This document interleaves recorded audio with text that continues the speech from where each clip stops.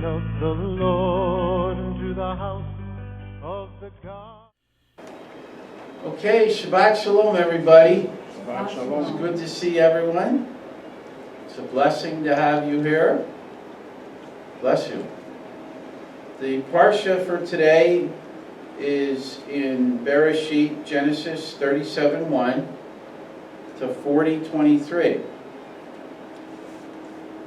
And we move now into where Jacob, as we briefly mentioned last week, was in Shechem. He returned back to his father, where his father had lived as a foreigner in Canaan. And we now see the unfolding of the family of Jacob, all 12, and the interaction between them, the humanity. You know, I always wondered, you know, when you think of a religious text or something that has good principles on how to live and wholesomeness, why are all the stories in the Torah of man's foibles, of his mistakes, of his errors, of his hatred, of his discord? That's what we're seeing here take place. Doesn't that kind of seem to go contrary to what we would expect? We expect to see people that have it all together, right? Looks like to me that these people don't have it together. So what is God telling us? That's the question we need to answer for ourselves today is, what is God doing? What is the state and condition of man? We see Jacob's life in turmoil, just as Jacob alone, wrestling with the angel. Okay? What's going on there? Is God trying to illustrate to us how He works with His creation? In the Siddur, we say that it is Yehovah who sanctifies us. Well, what is sanctification? It's the changing, the growing and developing into a more holy, more refined person that is a reflection of Yehovah, because we were created in His image to mirror Him, to image Him. Okay? And we were called to become sons of the living God. Well, this all is an illustration and examples for us to see how God transforms those that are His into the image of Him. Just like when you raise up a son or a daughter, they're in your family with you for 18, 20 years. Well, what are you doing? You're sanctifying them. You're refining them. You're nurturing them. You're training them in whatever your last name is, in your family's tradition and your family's lifestyle and ways. Make sense? God didn't make it that complicated for us. We just have these images where we think, you know, when we get to religious things, that everybody's got to be perfect. They're not. They're just not. And when we get to the point where we realize that, you know, God's right there in the midst of our failures, our struggles, our disappointments, He's there to walk through them with us. We don't like it sometimes. I'll be the first to admit that. But He's thinking about eternity. He's not interested in right now. He's interested in us spending eternity with Him. And it takes some training in developing us. And so we see in verse 2 the history of Yaakov. When Yosef was 17 years old, he used to pasture the flock with his brothers. And one of the times when he was with the sons of Bilhah and the sons of Zilpah, which are Dan, Naphtali, Gad, and Asher, two of his father's wives, he brought a bad report to his father about what they were doing. You in a family where you have a bunch of brothers and sisters? They did this. He was doing that. Dad, you should have seen them. They were terrible. They were nasty. They were picking on Levi. and they were even, Asher was punching him all the time. And they wouldn't let him go. They were teasing him and, Isn't that kind of normal for siblings? Ever hear of sibling rivalry? Well, this is what we have here, sibling rivalry. And so we come to understand that Israel loved Yosef the most of all his children because he was the son of his old age. Now, what does that mean? He was the son of his old age. Well, how old was he? Anybody know? It's about 90, 91. Remember, Rachel couldn't bear children, right? But in that culture, the son of his old age means, this is very interesting, and this fits Yosef very well. The son of his old age means a wise son, a son of wisdom. Yosef was old for his years. Have you ever met a youngin like that? You know what a youngin is. That's what we say. The Germans call them youngins, or the Pennsylvania Dutch, youngins. Youngins. But have you ever met a child that was just really seemed to have it really clear and really was spot on, was very perceptive, very sharp, talked very intelligently? Well, that's what we have with Yosef. He had the wisdom of age in his youth.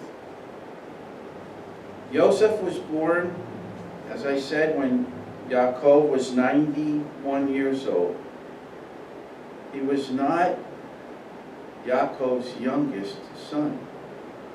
We all know that, right?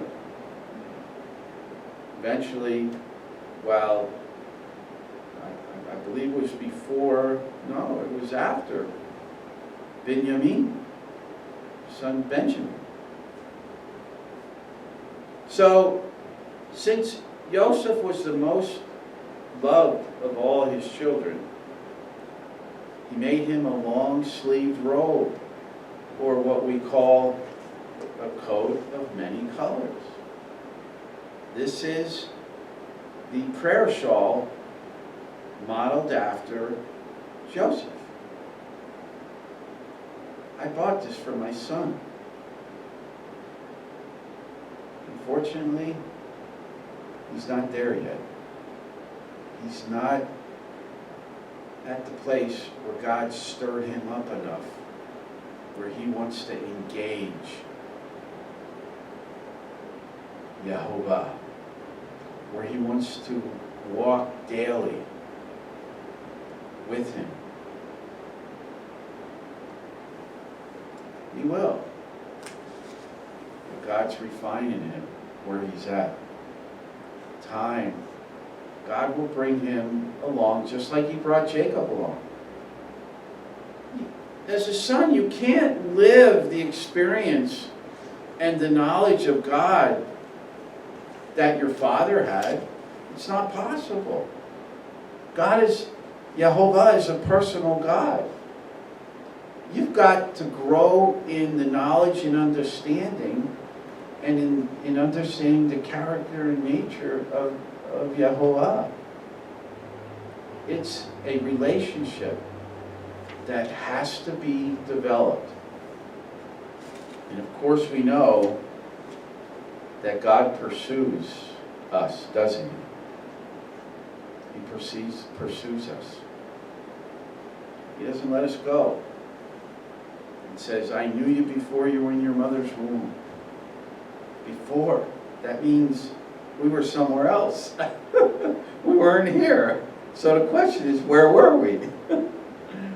So, as the firstborn son of Rachel, Jacob's second wife, Yosef was given the birthright. Okay? The coat of many colors Yaakov gave to Yosef is thought to be representative of the fact that Yosef received the birthright. It's really important. Why do you think that is? That was up to the father, the patriarch. Who did Yaakov love the most? Who was his heart just captured by?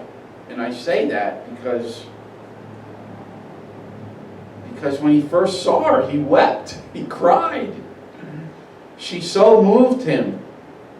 God only knows why or what that was. But he chose to give Yaakov the birthright. Now maybe that's one of the reasons, Leah and Rachel, they didn't really care for each other a whole lot, So the rule is, just have one wife. Okay? When you start getting 2 and 3, well, that's where trouble walks in the door. But Joseph received the birthright. That's what's inferred or believed. Now, when his brothers saw that their father loved him more than all his brothers, think about this, they began to hate him. Hate him. That's a very strong word. That's the opposite of love. Hate does a lot of heinous things, as we see evolving here. So much so that they couldn't even talk with him civilly. They couldn't speak with him without getting into an argument or strife. It's a pretty dysfunctional family, wouldn't you say? You know any? We've all had our share of observing the dysfunctions in our own family, resolved or unresolved. They're there. That's all part of family. See, it made them hate him, what they saw. And he was sharp. He was a sharp kid at 17. When you get someone that's younger than you challenging your logic and your thinking, it gets a bit unsettling. Wouldn't you think so? Well, that's probably was part of the rub. Yosef was a sharp guy for his age. He had a lot together up here. Remember. And so, Yosef had a dream, which maybe not intentionally, but just by reason of his personality and nature, he wanted to tell his brothers. And that made it worse. It made them hate him all the more. He goes, hey guys, listen while I tell you about this dream of mine. And so his first dream, he says, we were tying up bundles of wheat in the field, when suddenly my bundle got up by itself and stood upright. Well, isn't that interesting?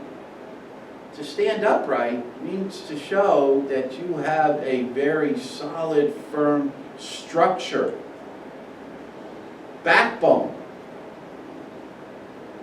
I think Yosef might have had some real backbone when he engaged his brothers.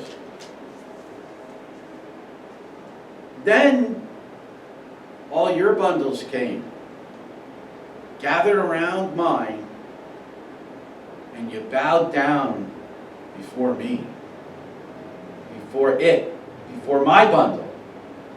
Now notice, it wasn't so direct.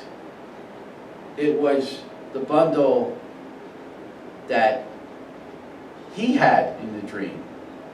So he had his bundle, so I had my bundle, and the rest of the bundles, which were you guys, you came all around my bundle and prostrated yourselves.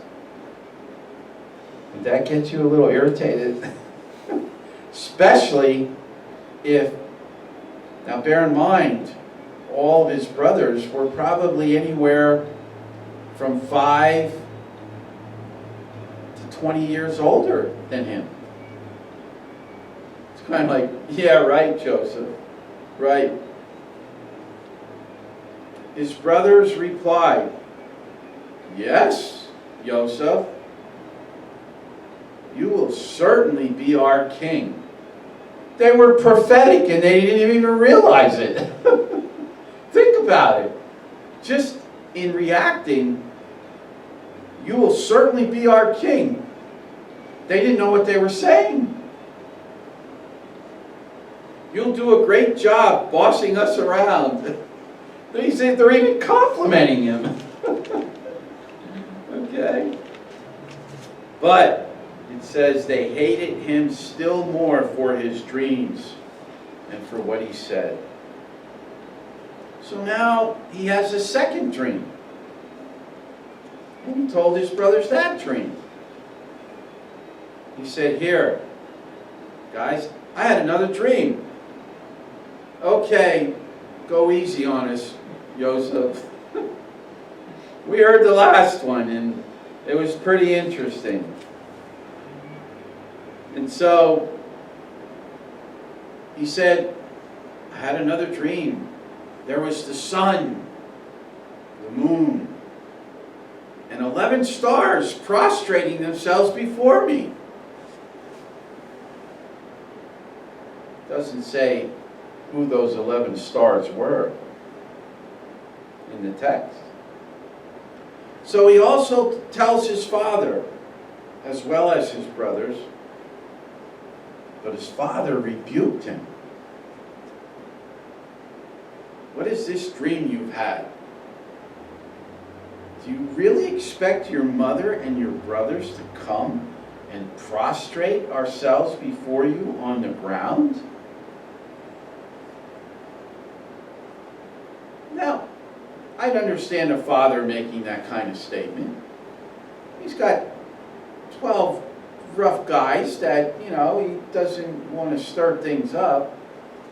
And he doesn't want, even though Yosef was so sharp, he didn't want it to get to his head. So now steps in Yahovah. Think about this. You ever been on the job and you had a young kid come in and he was green behind the ears? Thought he knew everything? I can relate to that. Sorry to say, but I can remember being pretty green behind the ears. Let me tell you. So, I'm guilty. But God used all that for a reason. That's like the threshold to where God begins to refine you over time. He's gifted you with some good, sharp qualities because He has a plan for your life. It's how you walk that out. Because, you see, it's interesting, his brothers were jealous of him. That's usually what it instigates, is jealousy and resentment.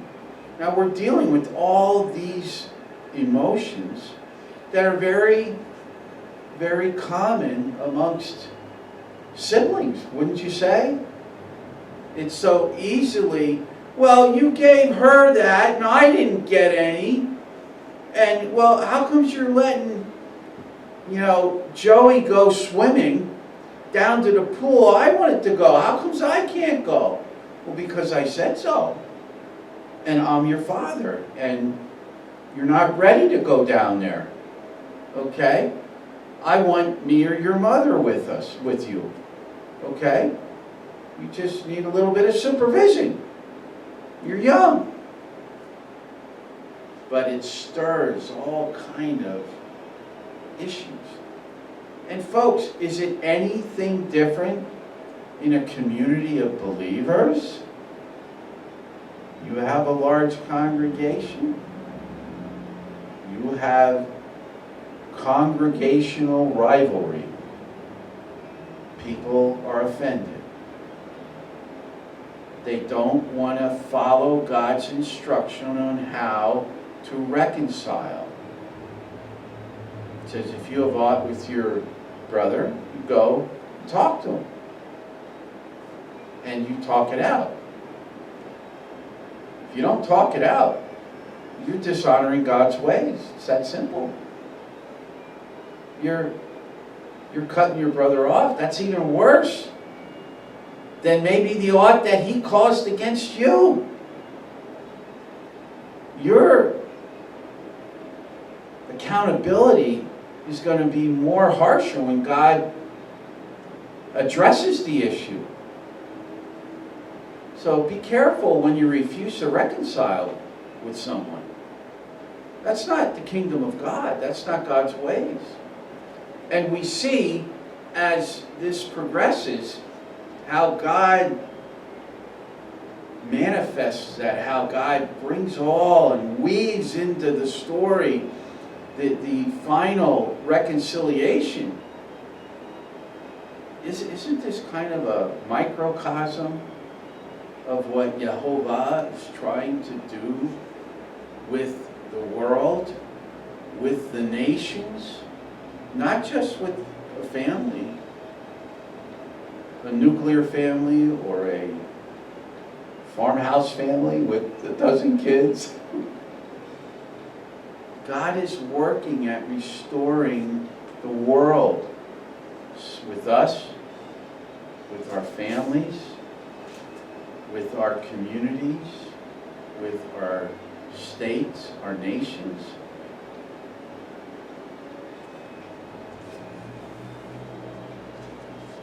So we see that Yaakov kept the matter in his mind. Jacob was beginning to notice something developing. Wouldn't you say? I mean, for a father to say, for the scriptures to point out that his father kept the matter in mind. So as we journey through this whole account, as we see along the way, I think Jacob began spiritually discern little by little what God was doing. Little by little. Because he kept the matter in his mind.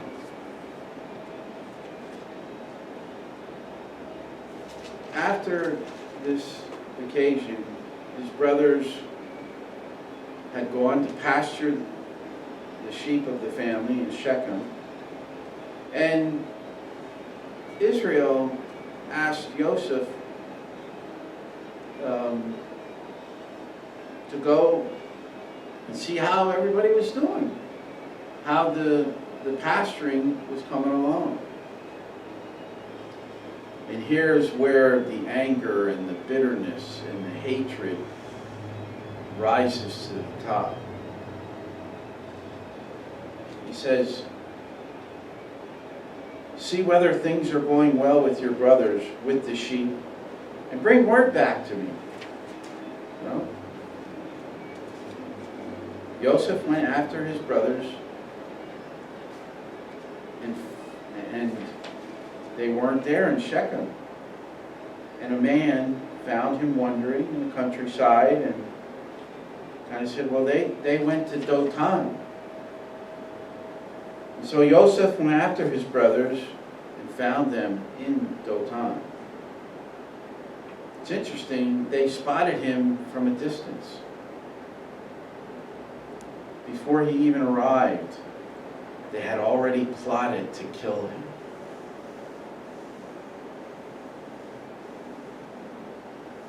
They said, well, here comes the dreamer, which they didn't even know they were speaking prophetically of what was going to come about.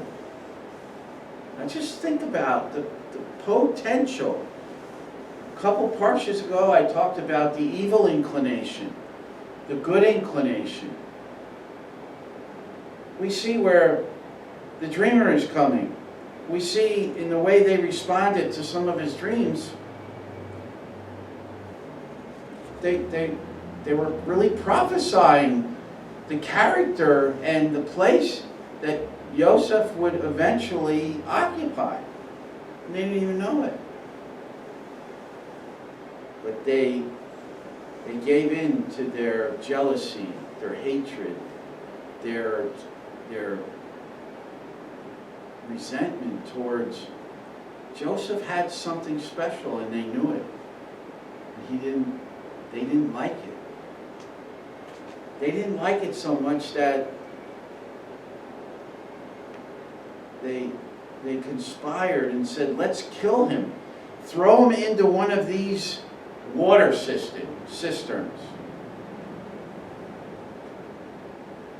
I can relate to that. I haven't been thrown in one, but first time I've seen one. I really is here.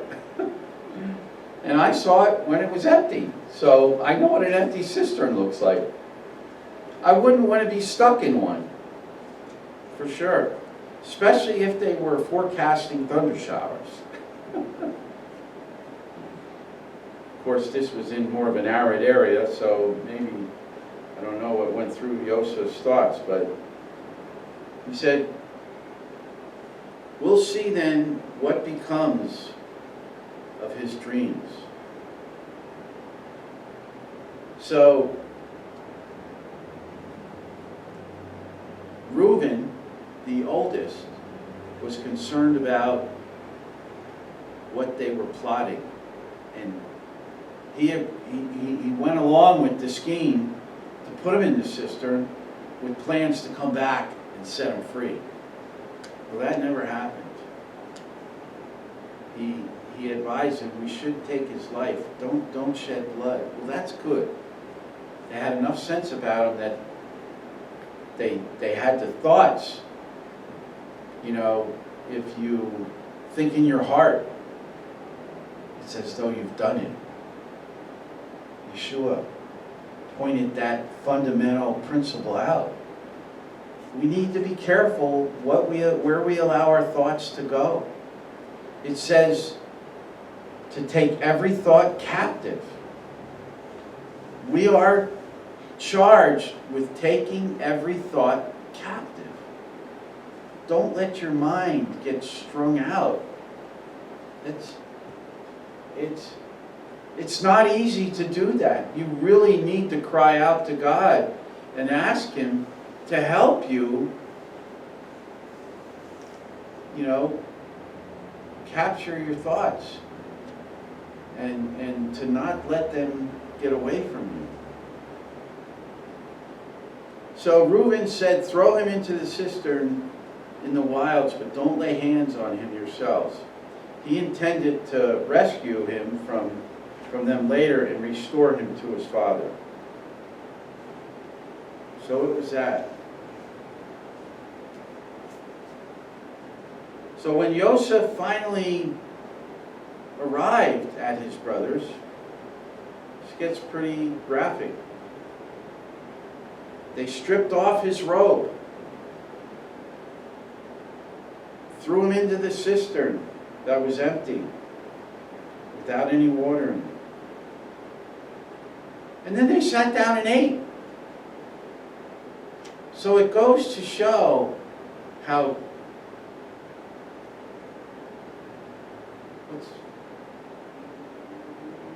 carelessly and how without fear or concern, they accosted their brother.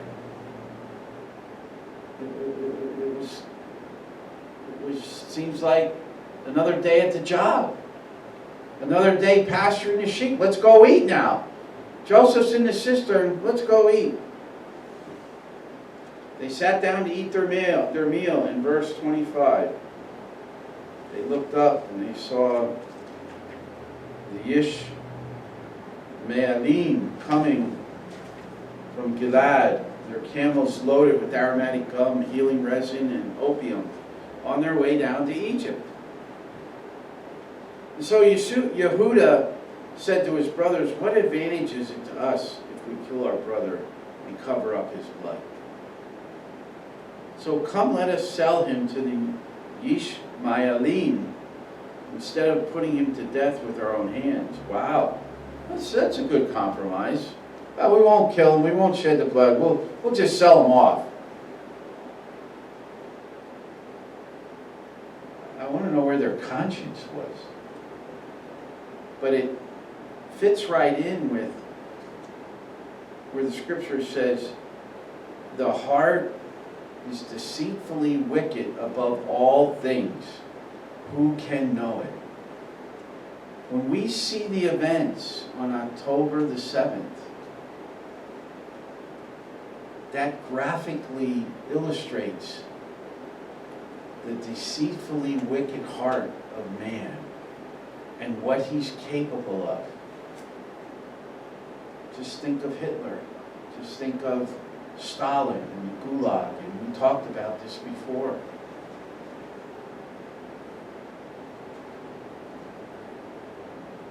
And so, as the merchants passed by, they lifted Yosef up out of the cistern and they sold him. Sold him into Egypt. Reuben returned to the cistern, seeing that Yosef wasn't in it. How heartbreaking, how shattering.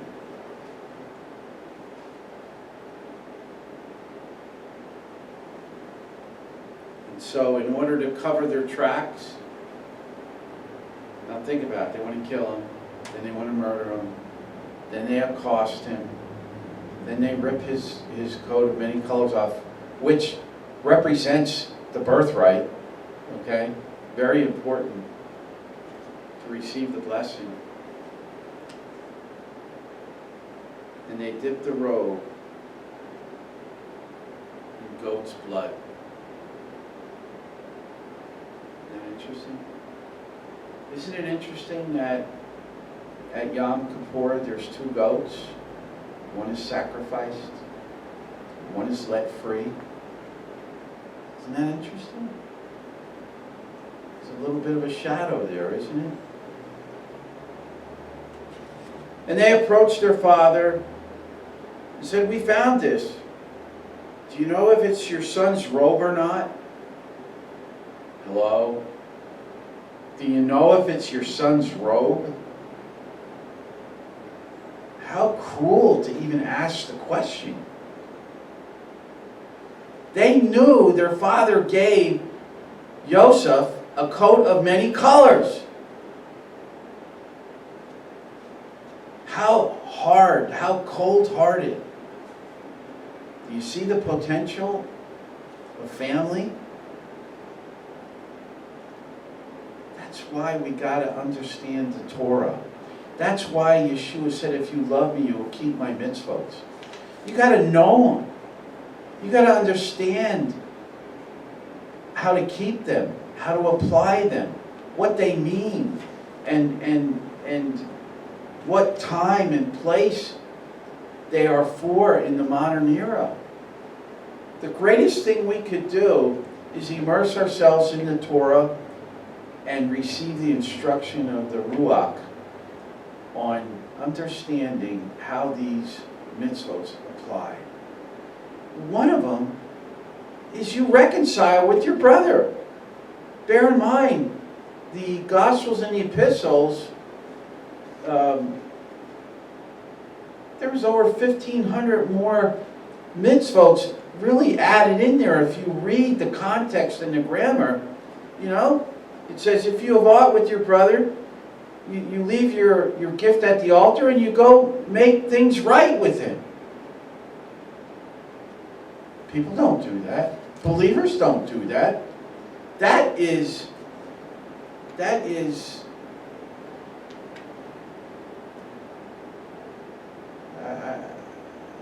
I've experienced it in my own life, where I've gone to try and amend and address and confront. People don't want to hear it.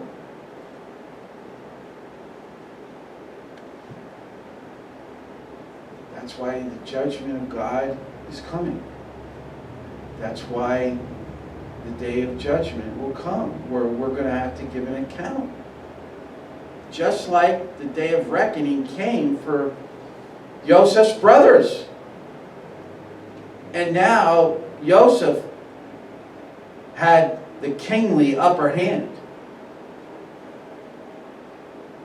I think back in, I believe it's Exodus, where Moshe says, there will be one who will come who will be like me. And you better listen to him, because he has the power to forgive. The question is, who was that? That's what you have to wrestle with. Just like Yosef, just like Yaakov wrestled with the angel of Yehovah.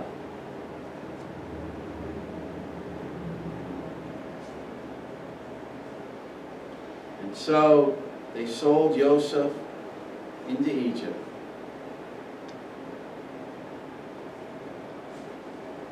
When Yaakov recognized the coat, he cried.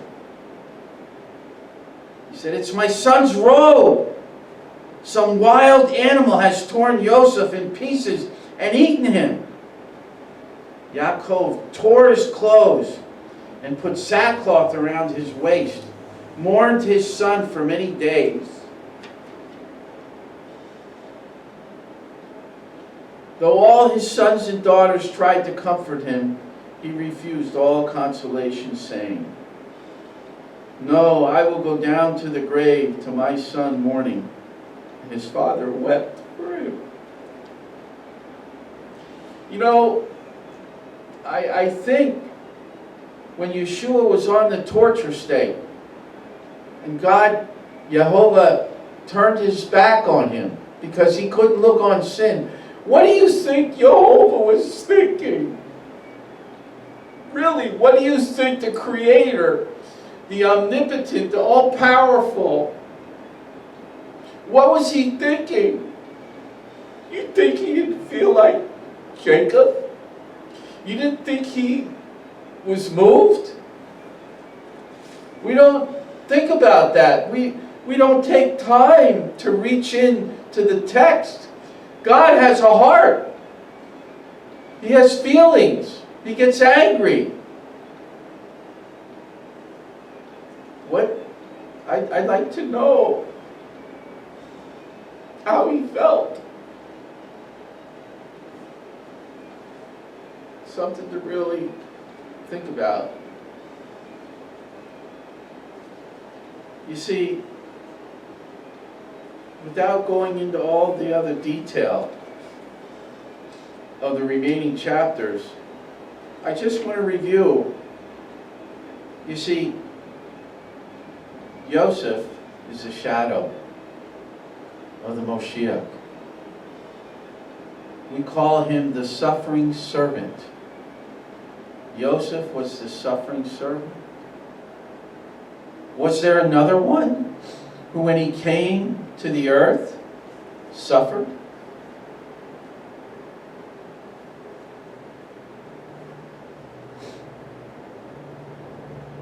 Here's some interesting parallels, just to think about. Something to think about. Joseph and Yeshua both were shepherds. When I say it's a shadow, there's a prophetic imagery going on here, speaking forth into the future.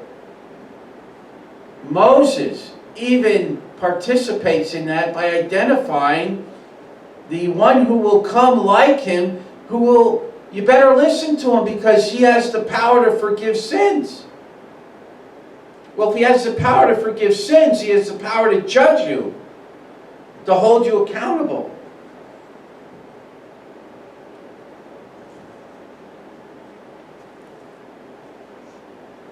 Shepherds were considered to be among the lowest classes of people. Did you know that?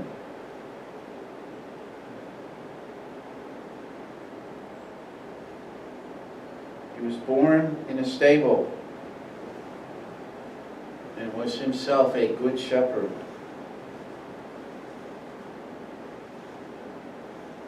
Despite Yosef's humble beginnings, as we see it unfold in chapters 38, 39, 40, Yosef and Yeshua, though having humble beginnings, would do great things.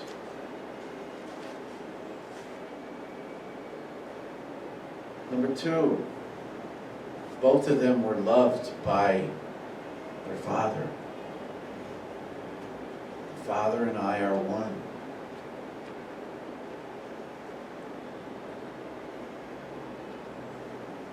His brothers hated him because they were jealous.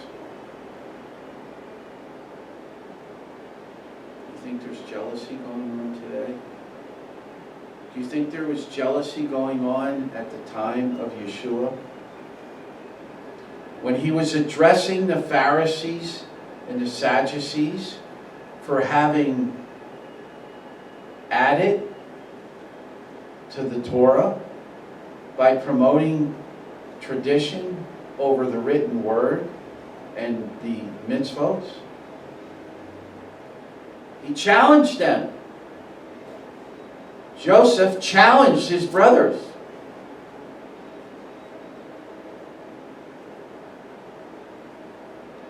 His brethren hated him.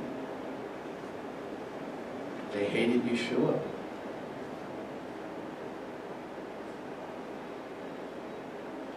They plotted to kill Joseph. They killed Yeshua. But they really didn't. And why do I say that? Because Yeshua said, when Kepha said, oh no, you can't. You can't give up your life. You can't let them kill you. Yeshua said, get behind me, Hasatan. Nobody can take my life unless I lay it down.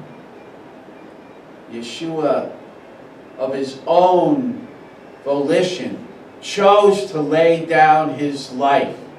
He didn't have to. As I said last week, not my will, Father, but thy will be done.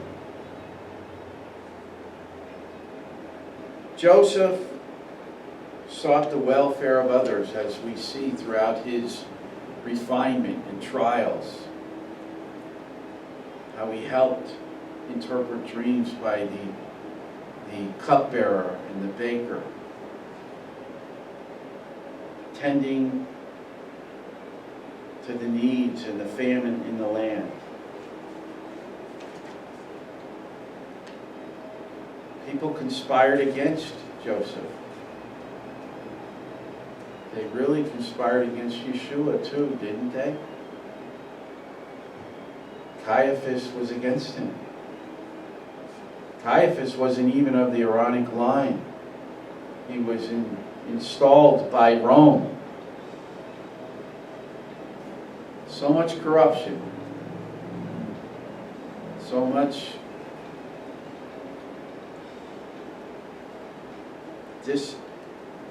disguise.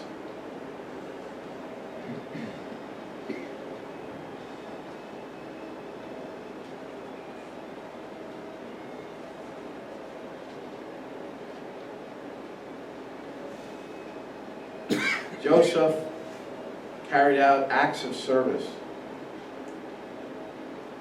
to his father.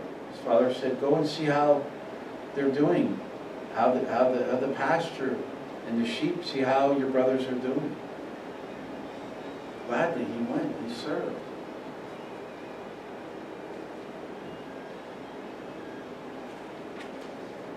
He was falsely accused by his brothers, persecuted. So was Yeshua.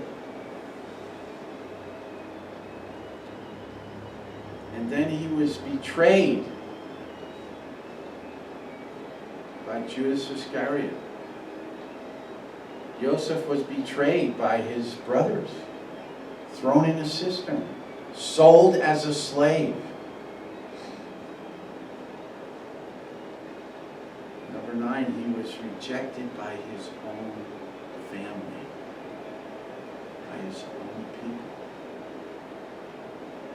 Yosef was rejected by his own people, his own family, his brothers and sisters. And so was Yeshua. There was a group that persecuted him and rejected him.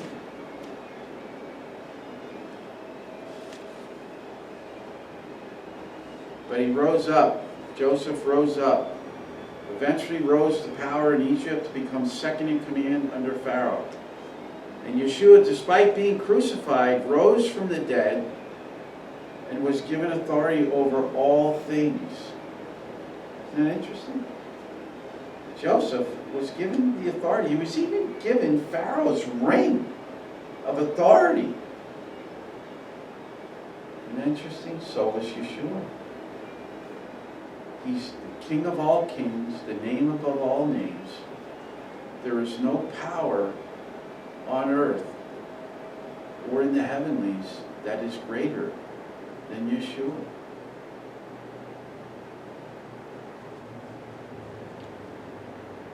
And we read in Philippians 2:8, he was obedient to God. Though he had the power to deal with everything, he humbled himself as a servant and remained obedient. Because, why is that? Because he came for one reason: to die, to be sacrificed as an atonement for the sins of man's disobedience and rebellion to God. God, life for life. God breathed into us the breath of life.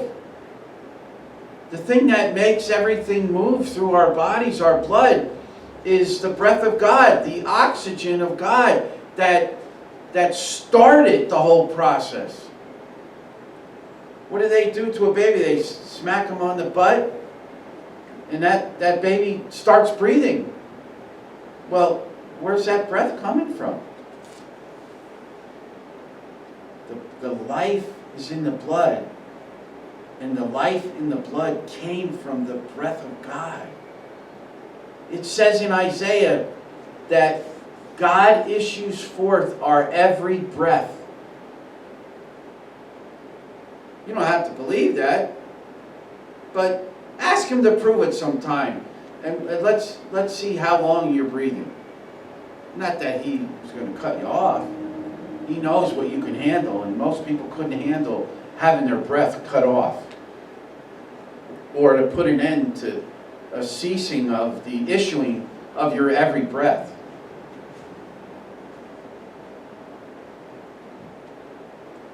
Yeshua paid the price. He was our substitute. He took the price. He took the blame. He took our place. He forgave those who wronged them. Yosef forgave his brothers even though they had sold him into slavery. Yeshua forgave those who put him on the torture stake even though they had done so unjustly.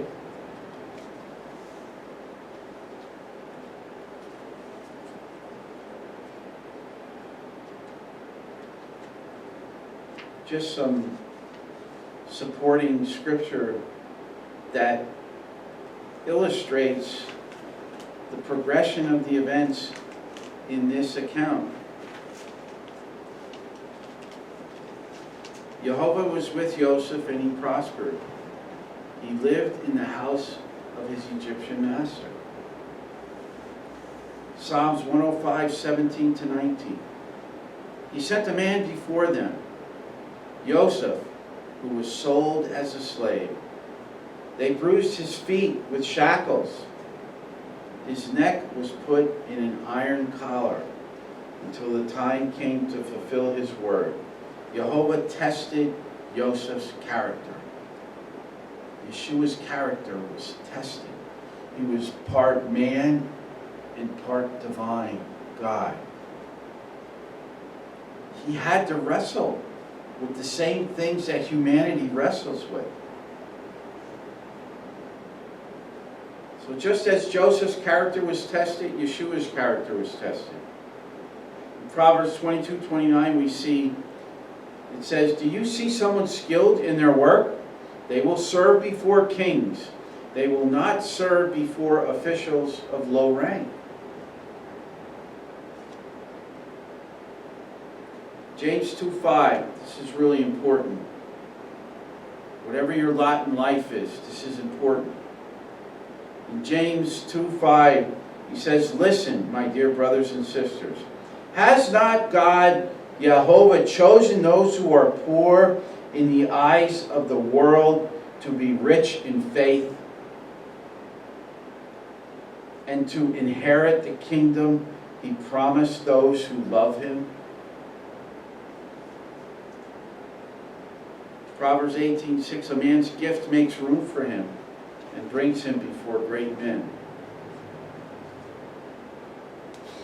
And then to those who are believers, who are true believers, who seek to worship God in spirit and in truth, it says, "But you are a chosen people, a royal priesthood, a holy nation, God's special possession, that you may declare the praises of him who called you out of darkness into his wonderful light."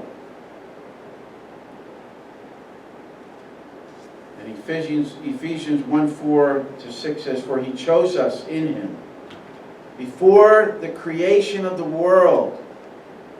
I knew you before you were in your mother's womb."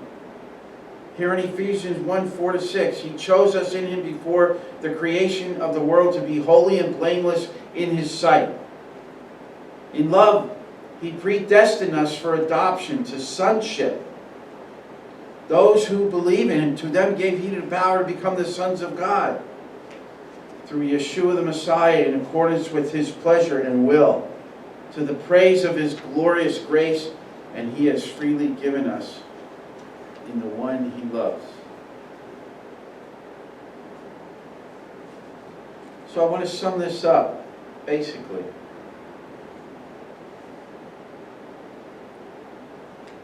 What can we learn from this portion? It tells the story of Joseph, the son of Jacob, who was sold into slavery by his jealous brothers and ended up in Egypt. There he faced many trials and temptations, but also received many blessings and gifts from God. We can learn from this portion that God has a plan for our lives, even when we face difficulties and hardships. Yosef did not know why he was sold by his brothers, or why he was falsely accused by Potiphar's wife, or why he was forgotten in prison. But he trusted God and remained faithful to Him. And Yehovah was with him all the time, giving him favor, wisdom, and success. Yehovah used Joseph's suffering to prepare him for a greater purpose, to save his family and many people from famine. We can learn that Yehovah wants us to forgive those who hurt us and reconcile with them.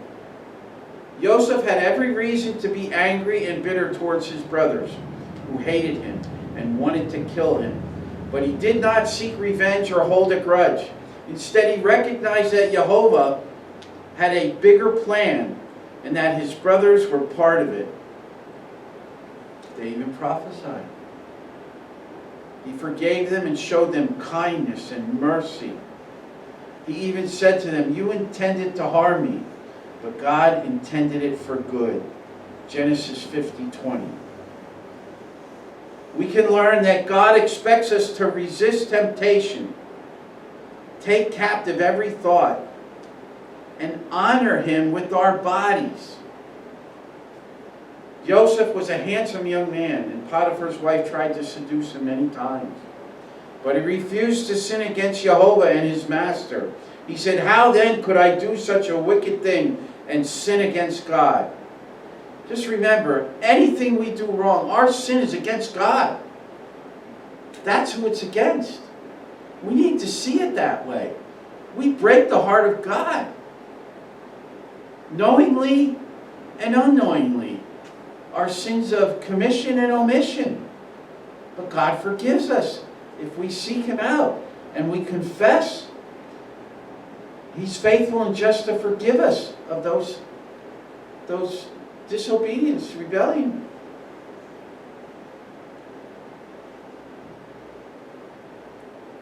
He ran away from her, and even though it cost him his freedom and reputation, he chose to obey Yehovah rather than please himself or others.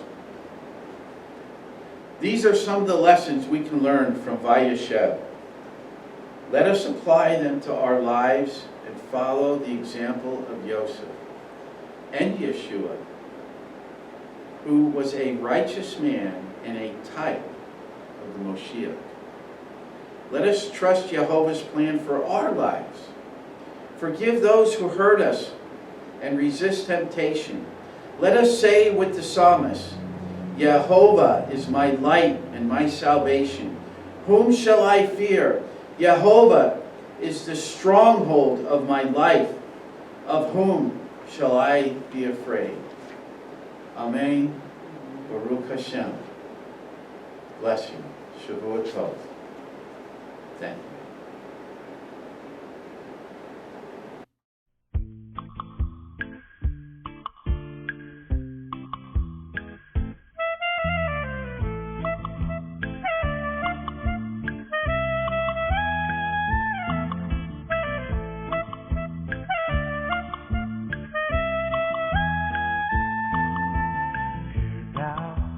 Hear now, Jacob my servant. Hear now, O Israel. It was I who